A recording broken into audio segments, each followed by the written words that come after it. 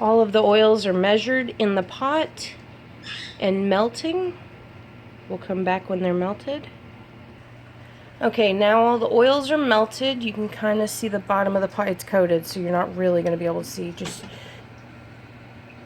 trust me, there's a little brown or black in there too. It's all the way melted. Then you have your additives and your fragrances measured out. I have 1.5 ounces of essential orange oil, 5-fold, and black ground pepper. Greg actually made a request. It was surprising. I will come back in a split second when I'm ready to pour lye.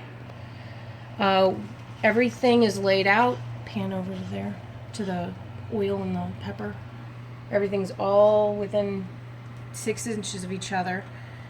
And all you do for cold process, slowly pour in the lye. Slowly. I think you're supposed to do it a lot slower, but it's never hurt the process. Just do that, and then pardon the noise.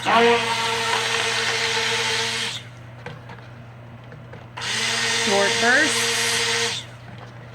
Now I'm using an essential oil that I know will not accelerate or rice this recipe.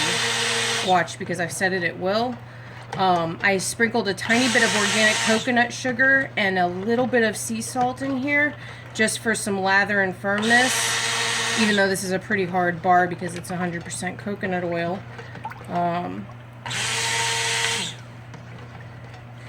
And it's hitting emulsion. So add emulsion. I'm going to add my black pepper. Get it all bursted in there and mixed up. And then I'm going to grab the essential oil, dump that in, and I forgot to lay out the castor oil, so pause. Okay, now we have the castor oil. I ordered it off of Bulk Apothecary, hover over. Now with castor oil and coconut oil, it creates a very soft cut, but a very firm bar, if that makes any sense at all. So I've been constantly stirring. All my pepper, sugar, salt, everything's in there. Essential oils in there. Essential oils giving me a little bit of a fit, so it's, you know, it's just, it is what it is. You just have to keep stirring a little bit longer. Now, what I do to add that little bit for this particular recipe, and to super fat it just that much more, is about 1 ounce of castor oil, and then I go in for trace.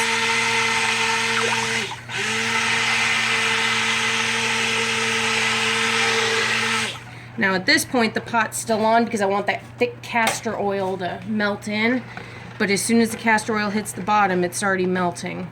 This is knowing your oils. Alright, I'm doing very fine and tedious molds.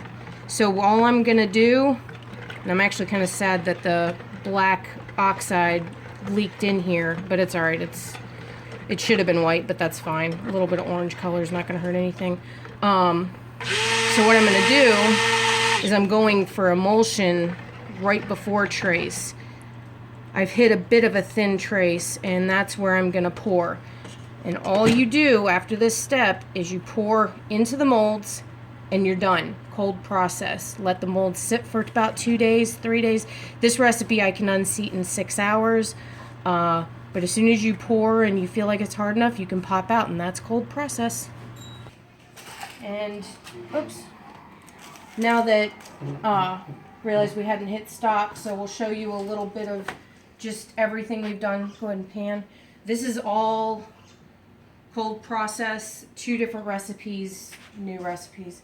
But, let me get the dog hair out of here. Ugh, this guy's been running around again. Yay. Alright, I'm just gonna pour that in there. And this is very fluid, very easy to work with. Now you can make it a thicker trace if you want a different pattern design, a different look, a different feel. Whatever you need, you can do.